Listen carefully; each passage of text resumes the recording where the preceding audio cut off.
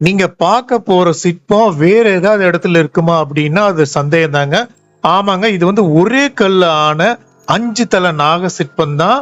இங்க வந்து ராகு கேது பெயர்ச்சி அன்னைக்கு வந்து அர்ச்சனை செஞ்சு வழிபட்டா இந்த நாகருக்கு ரொம்பவே சிறப்பு அப்படிங்கிறாங்க. நம்ம இன்னைக்கு வந்து நாகமலையில தாங்க இருக்கோம். நாகமலையோட உச்சியில 500 படிக்கட்டுகளுக்கு மேல நம்ம கடந்து போகும்போது இங்க தீர்த்த குமார சுவாமி வந்து இருக்காருங்க. இந்த கோவில் வந்து என்னைக்கு திறந்திருக்குன்னா வாரங்கள்ல செவ்வாய், வெள்ளி, ஞாயிறு, அப்புறம் அமாவாசை, சஷ்டி, கிருத்திகை, பௌர்ணமி மட்டும்தாங்க திறந்திருக்கும்.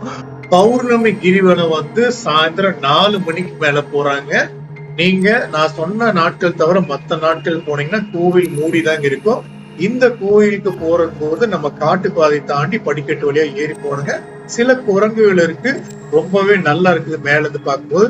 ஈரோட்ல இருந்து 22 கிலோமீட்டர், அரச்சலூர்ல இருந்து 1 கிலோமீட்டர் தள்ளி இருக்குங்க.